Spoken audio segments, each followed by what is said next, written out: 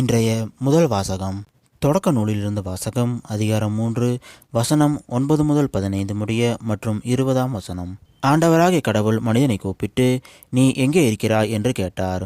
உம் குரல் ஒலியை நான் தோட்டத்தில் கேட்டேன், ஆனால் எனக்கு அச்சமாக இருந்தது, ஏனெனில் நான் ஆடையின்றி இருந்தேன், எனவே நான் ஒளிந்து கொண்டேன் என்றான் மனிதன். நீ ஆடையின்றி இருக்கிறாய் என்று உனக்கு சொன்னது யார்? நீ உண்ணக்கூடாது என்று நான் விலக்கிய மரத்திலிருந்து நீ உண்டாயோ என்று கேட்டார். அப்பொழுது அவன், என்னுடன் இருக்கும்படி நீ தந்த அந்த பெண் மரத்தில் கனியை எனக்கு கொடுத்தால் நானும் உண்டேன் என்றான். ஆண்டவராகிய கடவுள், நீ ஏன் இவ்வாறு செய்தாய் என்று பெண்ணை கேட்க, அதற்கு பெண், பாம்பு என்னை ஏமாற்றியது, நானும் உண்டேன் என்றாள். ஆண்டவராகிய கடவுள் பாம்பிடம், நீ இவ்வாறு செய்ததால் கால்நடைகள் காட்டு விலங்குகள் அனைத்திலும் சபிக்கப்பட்டிருப்பாய். உன் வயிற்றினால் உருந்து உன் வாழ்நாள் எல்லாம் புழுதியை தின்பாய். உனக்கும் பெண்ணுக்கும் உன் வித்துக்கும் அவள் வித்துக்கும் பகையை உண்டாக்குவேன்.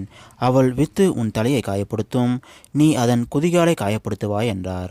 மனிதன் தன் மனைவிக்கு ஏவாள் என்று பெயரிட்டாள், ஏனெனில் உயிருள்ளோர் எல்லோருக்கும் அவளே தாய். இது ஆண்டவர் வழங்கும் அருள்வாக்கு. இறைவா உமக்கு நன்றி. இன்றைய இரண்டாம் வாசகம். திருத்தூதர் பவுல் எபேசியருக்கு எழுதிய திருமுகத்திலிருந்த வாசகம்.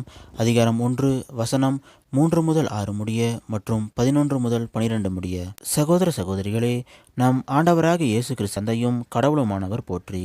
அவர் விண்ணகம் சார்ந்த ஆவிக்குரிய ஆசி அனைத்தையும் கிறிஸ்து வழியாக நம்மீது பொழிந்துள்ளார். நாம் தூயோராகவும் மாசற்றோராகவும் தம் முன் விளங்கும்படி உலகம் தோன்றுவதற்கு முன்பே கடவுள் தம்மை கிறிஸ்து வழியாக தேர்ந்தெடுத்தார். அவர் நம்மை இயேசு கிறிஸ்துவின் மூலம் நமக்கு சொந்தமான பிள்ளையாக்கி கொள்ள அன்பினால் முன்குறித்து வைத்தார். இதுவே அவரது விருப்பம், இதுவே அவரது திருவுளம்.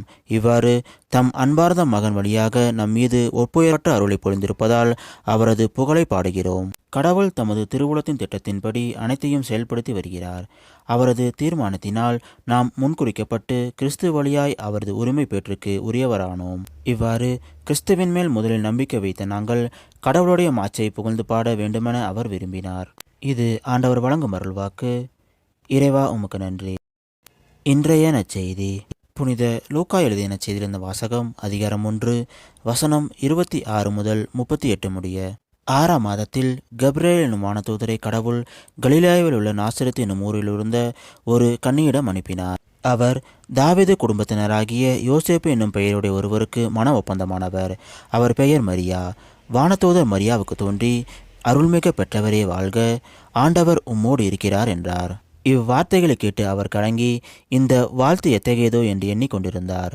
வானதூதர் அவரை பார்த்து, மரியா, அஞ்ச வேண்டாம், கடவுளின் அருளை கண்டடைந்துள்ளீர். இதோ கருவுற்று ஒரு மகனை பெறுவீர், அவருக்கு இயேசு என்னும் பெயரிடுவீர்.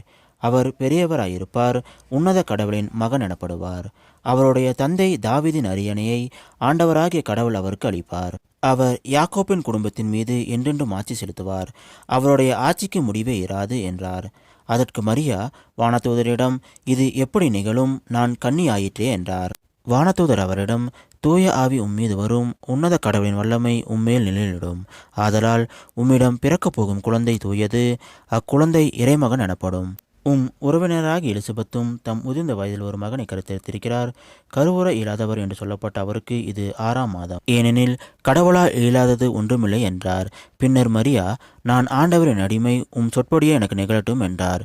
அப்பொழுது வானதூதர் அவரை விட்டு அகன்றார். இது கிறிஸ்து வழங்கும் நற்செய்தி. கிறிஸ்துவே உமக்கு புகழ்.